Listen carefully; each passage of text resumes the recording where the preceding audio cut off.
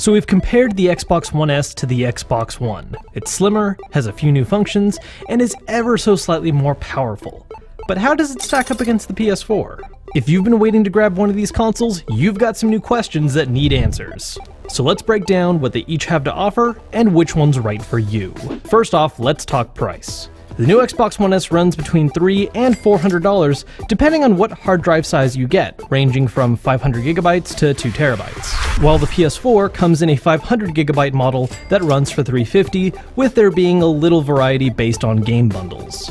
Now, before we get into the nitty-gritty, let's just look at the systems. The original Xbox One was massive compared to the PS4, but the S has gotten things a lot closer. The PS4 is still a little shorter and a good bit less wide, but the One S is a bit less deep. Both systems can also be set up in a tower mode if you buy a separate stand, though some Xbox One S bundles come with one.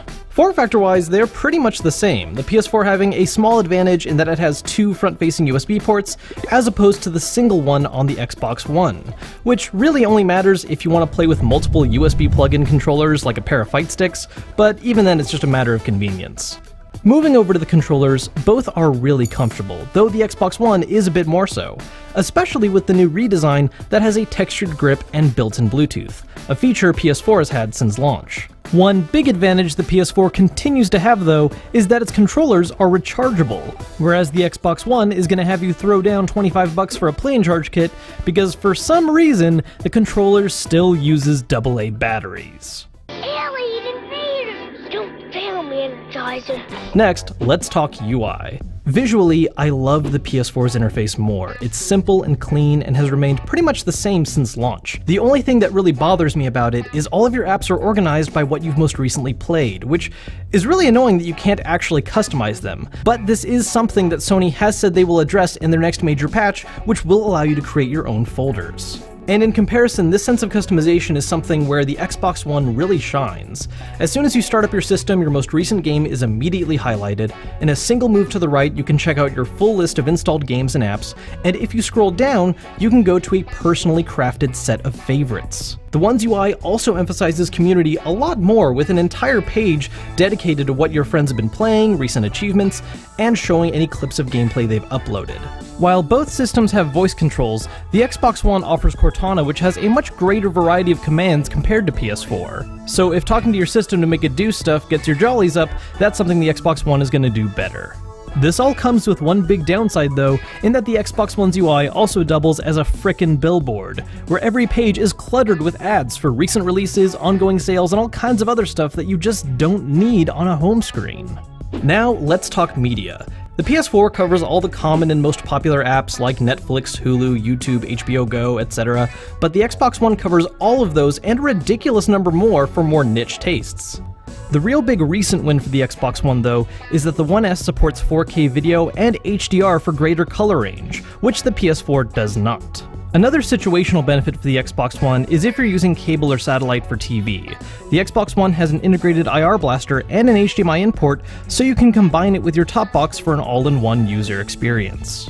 PS4, on the other hand, offers its own cable competitor in the form of the PlayStation Vue app, a monthly sub-service that's a package of some of the more popular TV channels. Now, as for music, Xbox One has Pandora as well as Groove, which will allow you to stream stuff directly for a monthly fee or load up stuff from your Microsoft OneDrive, while the PS4 can play music from a media server, USB drive, or directly through Spotify if you have an account. So with all that out of the way, let's talk about the main reasons why you're actually looking at one of these systems. The games. Over the last 3 years, there's been a bunch of great releases, a lot of which are on both systems, and it's worth pointing out that some of those games run at a lower native resolution or even lower frame rate on Xbox One compared to PS4, though there are a few exceptions where the Xbox One comes out ahead. On the flip side though, the new Xbox One S supports 4K upscaling and HDR in some select games, a big advantage for those of you that own 4K TVs. More importantly though is of course exclusives. Both systems have quite a few of them now, so let's take a look.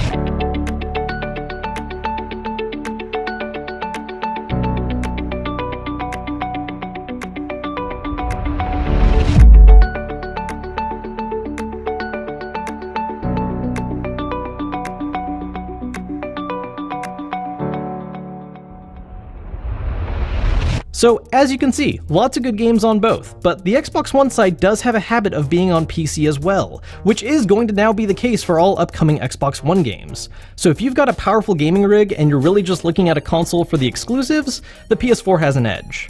Now, as far as exclusives coming out this year goes, on Xbox One we've got Cuphead, ReCore, Gears of War 4, and Forza Horizon 3 all coming out around the holiday season, while the PS4 is sitting a little bit thinner, with King of Fighters 14 in just another week, and later in the year we'll have Gran Turismo Sport and the long-awaited Last Guardian. So let's look at what other gaming-related features these two systems have. Both systems allow you to stream to Twitch, and both systems have built-in ways for you to record and edit short bits of gameplay, as well as take screenshots. One of the biggest strengths the Xbox One has over the PS4 is that it's backwards compatible with select 360 games, the list of which is still growing. PS4 doesn't have this option, but does have its PlayStation Now service, which allows you to stream play over the internet some of the best games from the PS3, which you can either buy individually or have bulk access to through a monthly subscription. Now, speaking of subscriptions, both systems are going to require you to pay a monthly fee if you want to play online multiplayer games, with PlayStation Plus being just a little cheaper. Both subs also come with free games every month. A nice little bonus for Xbox is that all the free 360 games you get are permanent, while Xbox One games and all the games you get with PlayStation Plus are only available to you as long as you're paying. Both systems also give you a way to stream games to another device.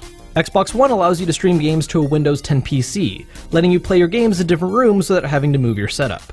While the PS4 has Remote Play, which will allow you to play games through a PC as well, or their handheld system, the Vita, which depending on the game can either be an awesome experience or utterly painful. So with all that being said, which system should you buy? Honestly, it's up to you. The most important questions you need to ask yourself are which exclusives actually appeal to you, and which systems your friends have so you can make sure to play together. Or you could just be patient and wait one more year for the next upgrades to both systems, the PlayStation Neo and Project Scorpio. Or build a PC.